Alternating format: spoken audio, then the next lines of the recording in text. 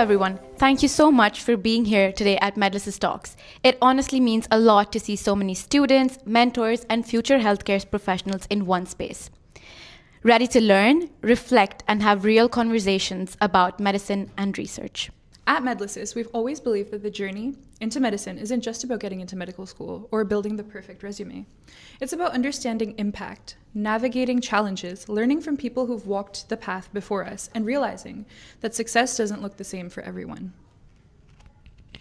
And that's exactly why we created the Medlysis Talks, to bring in individuals who are not only doing incredible work in medicine and research, but are also willing to share the real, honest side of their journey. The struggles, the learning curves, the failures, the growth, everything that students don't always get to hear about. Today's speaker is someone who truly represents the values that we abide by here at Medlysis.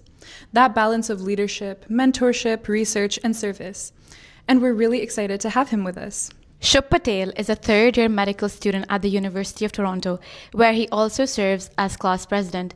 Before starting medical school, he completed his Bachelor of Health Sciences at the University of Calgary, and throughout his journey, he has been deeply committed to mentorship, service, and making opportunities more accessible for students. He's also the founder of the Debtless Students, a nonprofit focused on scholarship, mentorship, financial literacy, and helping students navigate university and professional school applications. Through his work, he has supported hundreds of students in winning millions of dollars in scholarships and has reached thousands more through mentorship and webinars. Alongside this, Shubh is also involved in cardiovascular research at UofT, including Peter Monk Cardiac Center and St. Michael's Hospital, and has worked with leading research institutions throughout his academic journey. He's also received several prestigious awards, including the Schulich Leader Scholarship, Terry Fox Humanitarian Award, and the Ted Rogers Future Leader Scholarship. But what truly stands out about Shubh is his belief that there is no one perfect path into medicine, that your story, your background, and even your challenges can become part of your strengths. And that's exactly what we want to explore today, the mindset, the experiences, and the lessons behind the journey. Shubh, thank you so much for being here with us today. And we promise that this is more of a conversation than an interview. Slightly chaotic, slightly reflective, but hopefully meaningful. Pleasure to be here, guys. Thank you for inviting me, and also the very, very kind words. Thank you so much. So let's just dive right into our question segment. You're balancing medical school, class presidency, research at multiple institutions, and running a non-profit, which honestly sounds like multiple full-time jobs all at once. From the outside, it looks incredibly productive and impactful. But we also know that behind the scenes, there's always a reality that people don't see. What does sustainability actually look like for you right now?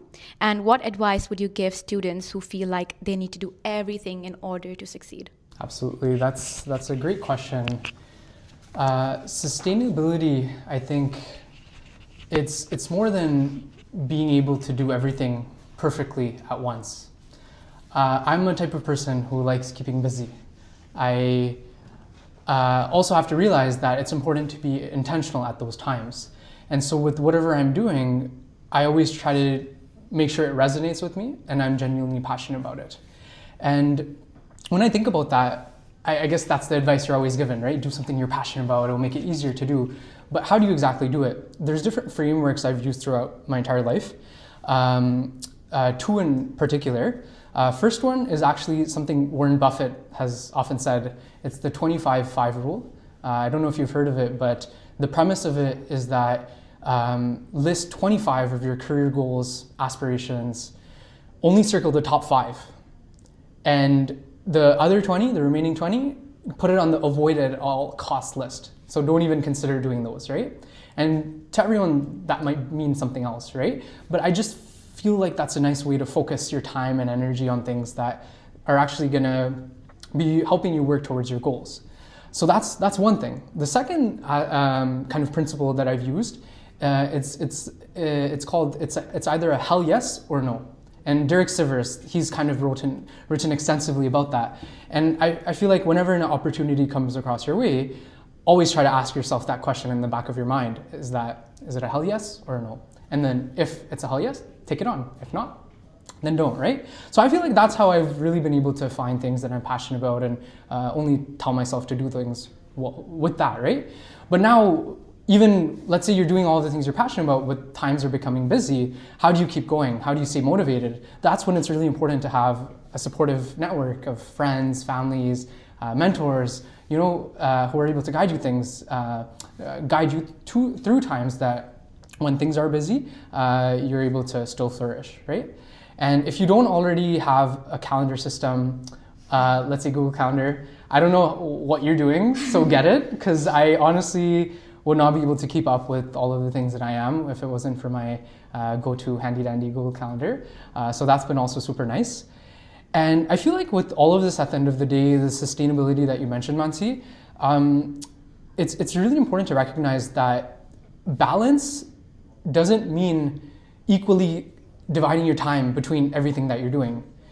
At times, it's going to be like 100% research, 100% academics, but overall, long-term, divide between those different aspects of your life. So that's what I constantly think of, and how I guess I'm still able to stay motivated and sustainable, as you mentioned, throughout it all. That's super fun to hear about, because I actually didn't know about the 25-5 rule, but I think I'm gonna go home and that's the first thing I'm gonna do tonight. Oh, I like how that stuck with you, because I was very focused on the hell yes, like that. I'm gonna use that, hell yes or no, not at all. All right, so this next question is one that I'm personally very, very curious about, so I'm really excited for your answer. So as a medical student, you're in a really unique position. You're close enough to the patient experience to see the human side of healthcare, but you're also learning the clinical and system level realities of medicine. So how has that shaped the way you think about the gap between patients and the healthcare system? Yeah, another really great question. I think the best way to kind of, I guess, how I resonate with this question is actually through my clinical experiences themselves. So let me talk about that a little bit. As you correctly mentioned, I feel like the part of the career I'm in right now as a medical student, you spend so much time with patients at the hospital, more so than busy attending staff doctors who sometimes they're in and out, right? Although they may want to spend time with patients, they're not able to because of capacity. Whereas myself, I'm a medical learner, so I can spend up to an hour, 2 hours talking to whatever patient before I go interview with the staff. And so that's where I think what you mentioned with the time really comes in with the patients, but then also I'm still connected to the healthcare system and able to contribute to it in that way. So a time where I can remember that really resonated with me is, I'd say, on my internal medicine rotation. I did that at the Toronto General Hospital. I was there for about 8 weeks, and there was this one patient in particular. Although I had many experiences like that, this one story really resonated with me. I was taking care of, he was about an 80-year-old male. He came in after having a fall. He hit his head, had a subdural hematoma, which just means a collection of blood in his, between the brain barrier. And he also had a stroke a few years back. He was aphasic. He wasn't really able to, he was nonverbal. So he just kind of communicated through or whatever. But his wife understood him very well. Maybe they had some other connection, right? And so the first morning I went to go see him, he was very agitated. He was moving around. The nurses had put him in restraints. I was like, what is going on? I'd never really seen that before, right? So that was quite a sight to see. And so I just tried to navigate that. There was nobody really beside his bed. So also I couldn't communicate with him, right? Because he doesn't speak, he was nonverbal. But then one of the nurses told me oh yeah, his wife is usually here beside him. So I'm like, oh, can you give me the number? Let me call her. As soon as I call her, she's walks me through what exactly his preferences are and everything, and how he calms down after hearing her voice. She was a bit away. So I put the phone to speaker, and I was just here, talk to him. And immediately after hearing her voice, he calmed down, wasn't moving around. We took off the restraints. And then when she finally came in, I had a nice dive into what exactly was going on. Unfortunately with him, there isn't much we could do from the medical management side of things. So it was kind of just like the supportive care and then going into palliative care eventually. And there were like oftentimes this would happen over and over again. Every morning I'd go see him, he was agitated, we put him on restraints. And so the wife gave me some feedback on some things that helped calm him down. So one of those things is if I put his glasses on him. Mm-hmm. So sometimes I'd actually do that. I'd grab his glasses, put him on him because he's not able to move or anything, right? And again, that calmed him down. When he sits up, he's able to calm down. One day his wife wanted to shower or massage him, so I actually helped lift him up and she kind of gave him a pat down. So those are some of the things you're not really able to do, right, when you're staff, but as a medical student, you're able to help give a hand. And so when I was one day, he was so agitated, listless, the wife is like, I'm staying overnight at the hospital. And so I'm like, okay, like, let me grab you a blanket, right? And I grabbed her a blanket. And so it's just those little things you can do. And I'm coming to an end with this. There's a point to all of what I'm saying right now, is that near the end, before we were discharging him, because there wasn't much more we can do from the medical management. And so the wife is like, it's okay, we'll take him home. It came to a point where he wasn't even able to swallow. So I got all of the palliative care, everything set up at home. The day he was supposed to go home, we thought he was going to pass out the day in the hospital. But then he kind of made it through the next day, and then wife is like, I want him to see home. I feel like he's in a condition right now. If I took him home, he'd know he's at home right now. So she took him home, and then I'm like, okay, I hope everything went well. And I get a call. I was sitting in the team room 2 days after. I just hear crying on the phone. And I'm like, oh my gosh, like what happened? And then she's like, unfortunately, he passed away. But I was just calling to tell you that, like, everything you did for us, like, I was so seen.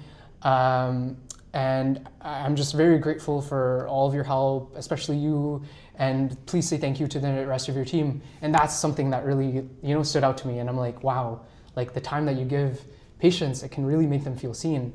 And like in a life or death, situation, it'll really resonate with them. And I'm sure she'll keep that for the rest of her life, right?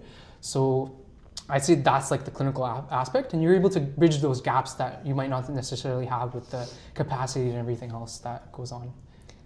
Yeah. Wow, that story it just kind of made my day. The amount you were able to do for the patient, for the wife, and of course I really haven't seen much of this happen. So hearing it firsthand from someone who's able to support really means a lot. And yeah, I think as a medical student, just being able to bridge that gap is so important. That answer kind of like left me speechless, but we're gonna go on to our next question. And it's a little bit more about your clinical exposure and your cardiovascular research. Mm-hmm. So you've seen medicine or like healthcare from both perspectives, healthcare and patient care perspective, as you just mentioned. Sorry, I meant research and patient care perspective. What is one real-world healthcare problem that you think students like us and future doctors like yourself should start paying more attention to right now?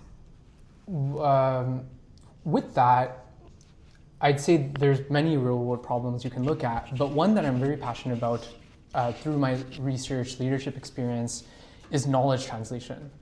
And what exactly that means is that there's a vast amount of information out there, whether it's like through all the research people are doing, even whether it's at the undergrad level, doctors, even the research they're doing.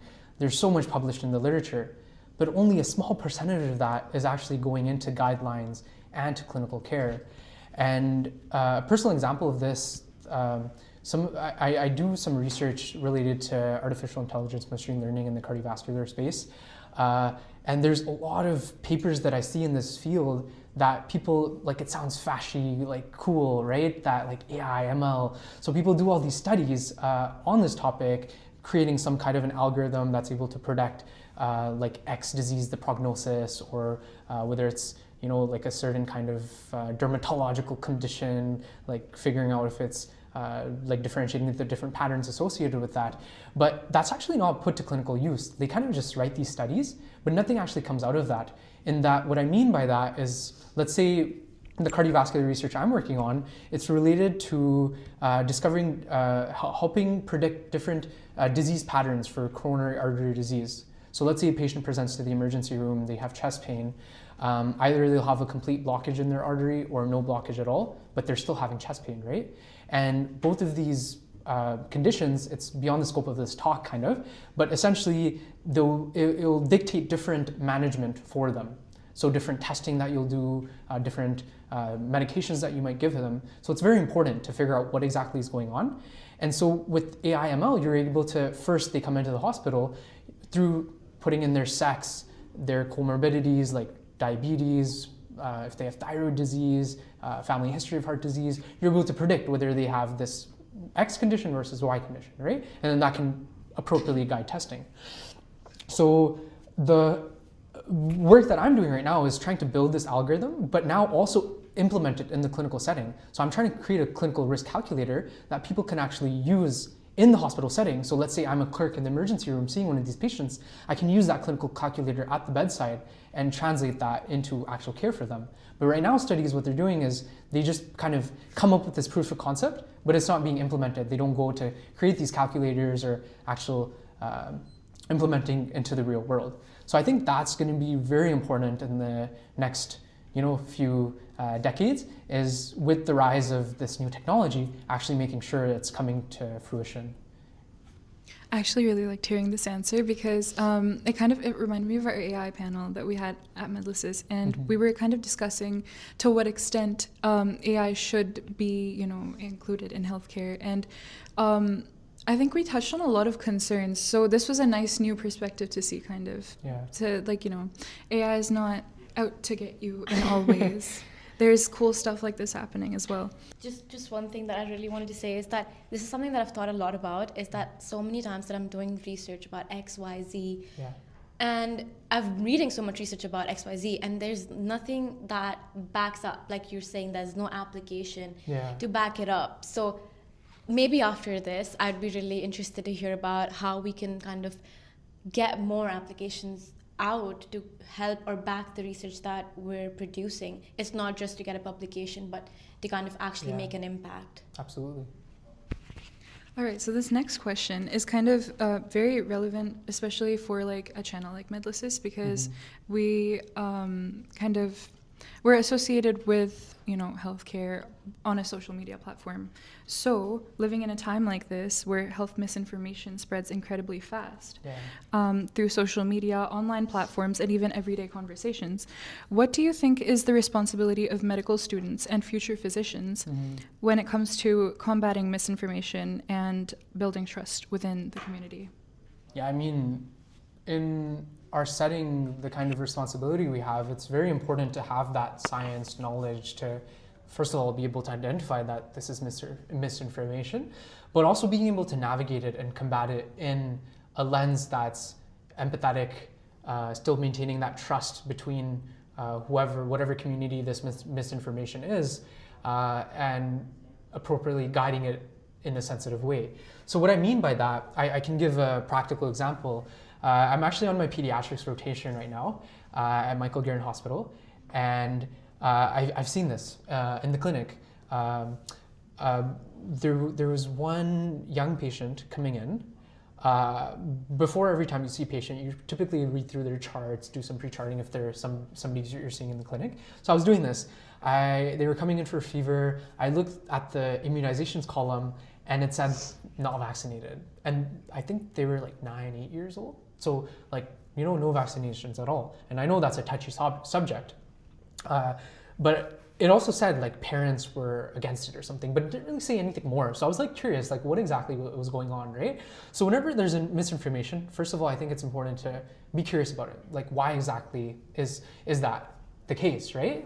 What's the cause behind that misinformation? So that's what I really tried to get at. So it was on the back of my mind when I went into talk to the patients and the family. Even before then, I was has anybody even had a conversation with them about this topic and what exactly was going on? So I kind of read up on it a little bit and whatnot. I went into the interview, I asked them a few questions about what's been going on, and then when it came to the immunizations part, I kind of just approached it from an open question. You often hear about this in medicine is open-ended questions, don't make it a yes or no, kind of just approach it from I noticed that X isn't vaccinated, why might that may be? And then I just let them talk about it. For this patient, it actually came from the mom not knowing too much about vaccines And she'd heard about like there being safety concerns, maybe like the autism link that had happened in the past. That's actually false. The study published by Wakefield showed that it was falsified data. There's been no association with vaccines and autism, and even now there's been no studies that have showed that correlation or association. So that was completely false. But of course, I'm not just gonna like tell them that, right? So that's what I mean, is that you have to first just kind of approach it from like curiosity, try to figure out what exactly it is. That's what I found out, that it was, first of all, she was kind of confused, not exactly sure, and she was overwhelmed by the number of information that's out there, right? And then next is kind of just be like, is it okay if we're able to talk more about this? And she's like, yeah, sure. So then I kind of started that conversation then, and kind of like shared my like knowledge on this, where I come from with the studies. And she's like, yeah, I still don't know much about it. I like to do reading on my own time. So I'm like, okay, that's completely fair. How about I give you some resources and whatnot?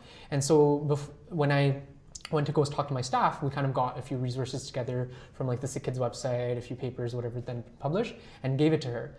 Before then, she was like, completely no, nothing, none of her children were vaccinated. But now at least she'd considered it, right? And so now hopefully at the next encounter, she'll be more open to having like a more conversation and open to, yeah. Your answers actually leave me speechless, because these personal stories really like mean so much to me.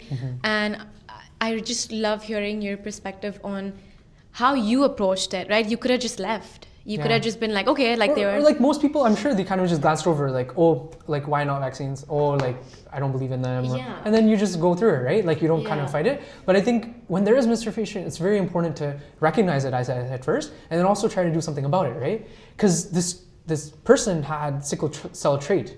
And that makes them even more vulnerable to complications if they do have an infection, right?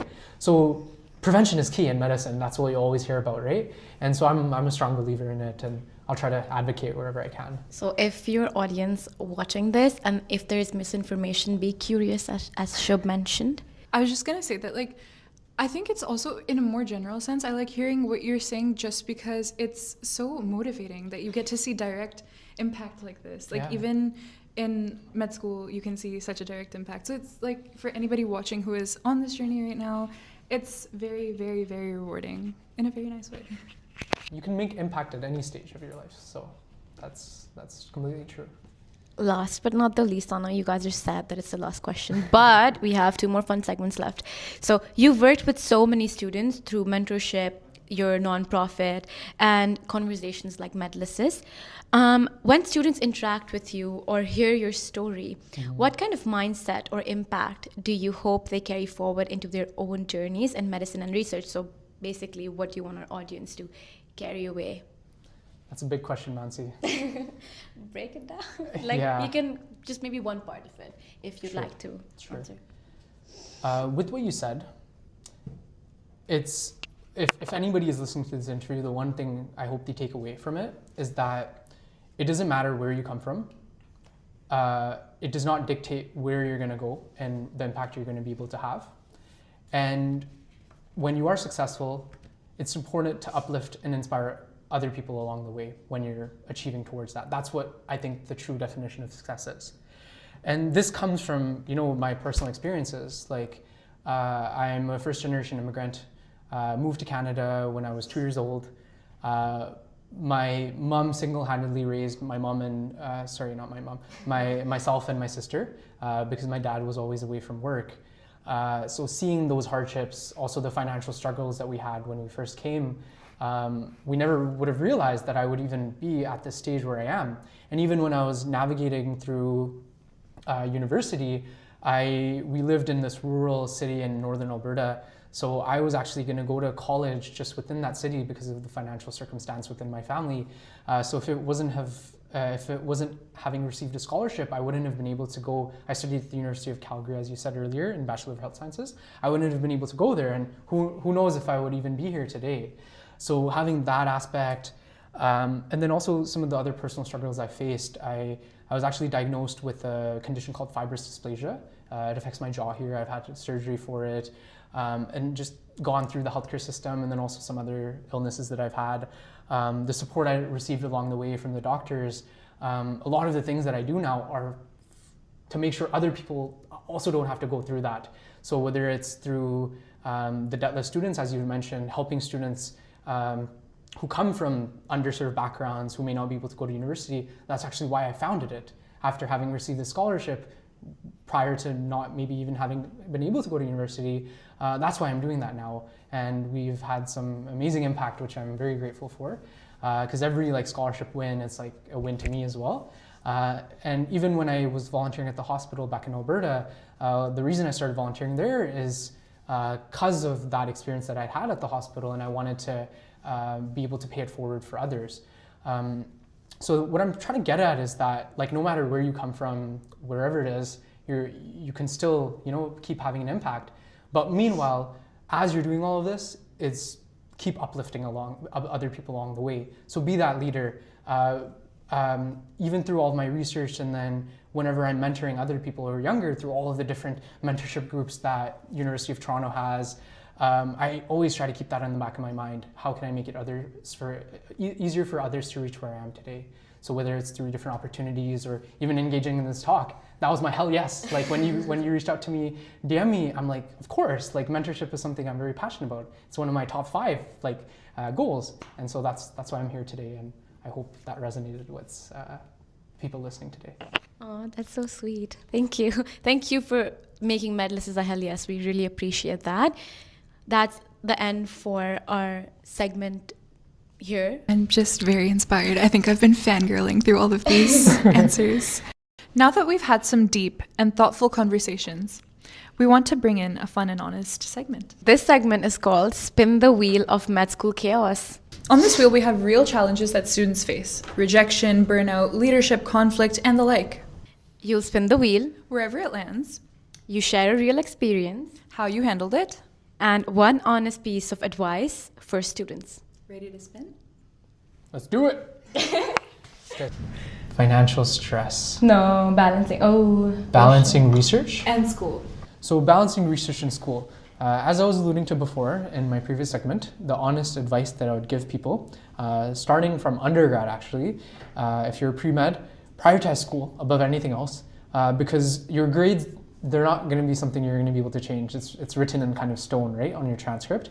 Whereas with research and other extracurriculars, you can always take more time over the summer or before you apply to build on that, right? So that's what I'd suggest. In medical school, it's a bit different. Everything is kind of pass or fail, at least in Canada. So at times in first year, I kind of focused more on school just to get a hang of things and kind of built my tips and how to navigate studying. Once I had that pat down solid, that's when I started exploring and doing other things. And I guess the same advice for undergrad as well. And second year, I actually felt more like a researcher than a medical student. I think I put more hours towards my different research projects than school itself, just because the practicalities of what I want to be doing specialty-wise later on. Nice answer. I think it's very good because people forget what to focus on when they start remembering everything they want to focus on.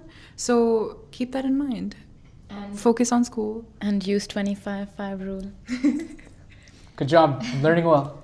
All right, now for spin 2. Imposter syndrome. Oh no, financial stress. Yeah. They really don't want me to talk about imposter syndrome. Yeah, financial stress was something that I dealt with very closely.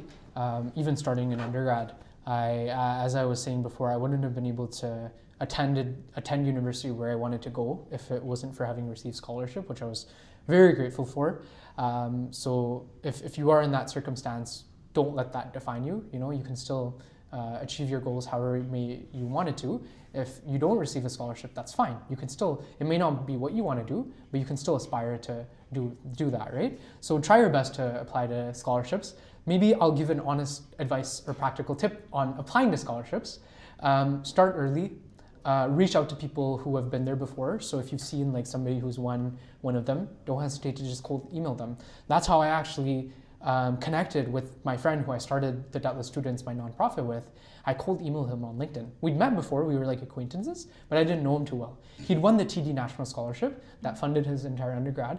And as I was going through high school applying to these, I'm like, oh my gosh, I would love to get one of these, because I kind of had a challenge with my mom being like, if I got a scholarship, I'd be able to go out for university. So I kind of gave it my all. And I was really grateful to have received it through all of his mentorship, and then also being able to shed my experiences, what I'd done in high school, in that kind of lens that the applications are looking for. So thankfully, financial stress has been good. Even in medical school, I've kind of applied a lot of those. Medical school is expensive, guys. I'm paying like $30,000 tuition. On top of that, like rent here in Toronto is crazy, food is crazy. So scholarships have honestly been a blessing. So yeah, that's my navigating that. I think that's very important to remember. Don't let circumstances define you. Keep that in mind. All right, spin 3.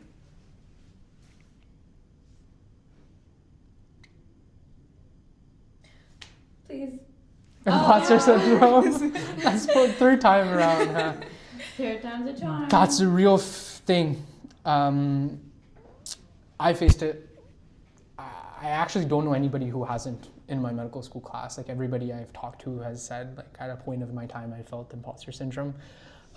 Just the other, like a few weeks ago, I was doing an interview with 2 heart surgeons as a medical student, and I'm like, I don't belong in this room. Like, what am I doing here? When this one guy, he was like the previous dean or something of like the medical school admissions process. The other guy is like the top 0.1 cited researcher, not just for cardiac surgery, but like for all of medicine, right? So I'm like, I don't belong here. What am I doing? But I feel like the honest tip then, advice, is kind of just realizing that, yeah, like you might not be at their level right now, or kind of use it in a positive lens, being like, why can't I aspire to be like that in the future? You know, one day maybe it'll happen. And so kind of just use that as a source of inspiration rather than as like a down. Being youngest in the room is your motivation. Don't let it define you. Exactly. I think I was talking to you before camera started rolling. Mm-hmm. Imposter syndrome is something that we were talking about literally today, and we're like, how are we going to get into med school? How are we going to land, you know, more research opportunities? It just never feels enough. So I think your answer kind of made me feel a little calm that, you know, everyone feels it and it's okay to feel that way. Absolutely. I agree, guys. That was well said by both of you. All right, final spin. Last one? Yep. No, please say no to button. Rejection? Yeah. I'm just trying to, like, I've been rejected so many times in my life. I'm just trying to find the kind of rejection that resonates with everyone. All of us. All of us. I mean, with whatever you do, there's going to be rejections. In research, when you're sending out cold emails, majority of them are going to be rejections. That's the case with me. When I was applying to different research programs and when I was still an undergrad, many of them were rejections. Nobody even got back to me. Out of serendipity, luck, I don't know what it was, one of the people got back to me.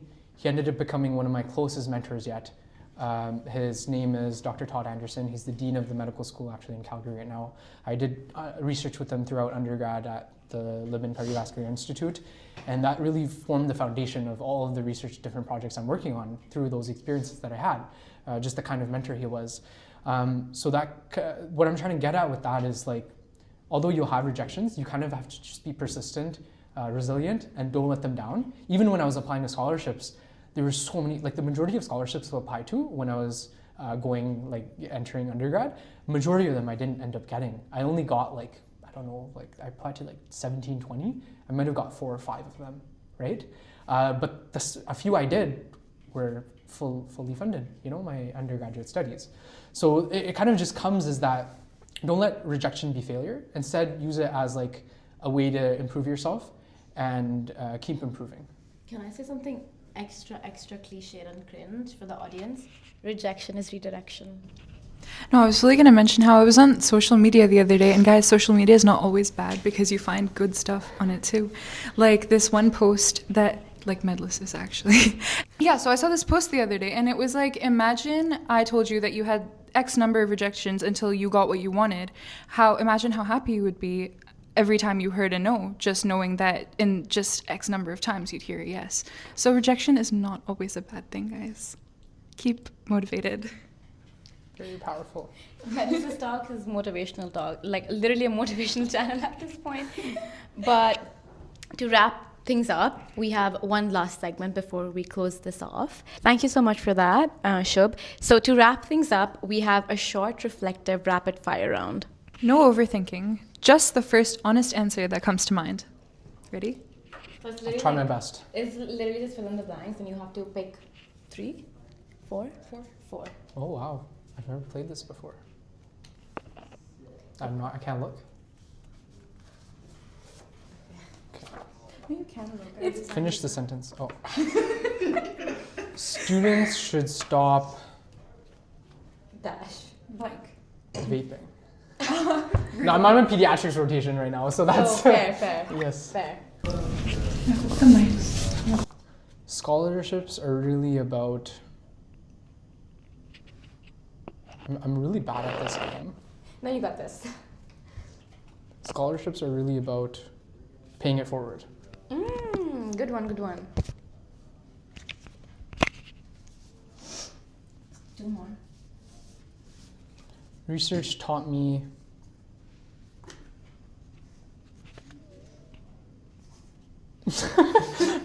so it's only one word I can use? No, You can use as much as you It want. doesn't have to be an answer, but maybe a phrase. Oh, okay. I got confused. I thought it was only one word. So research taught me the importance of critical thinking.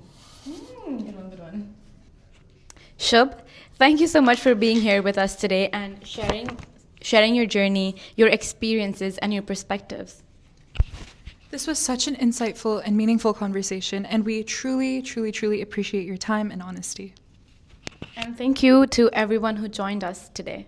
We hope you leave this session feeling inspired, motivated, and a little more confident in your own journey. Because there is no one perfect path into medicine, and your choice matters. Have a wonderful day!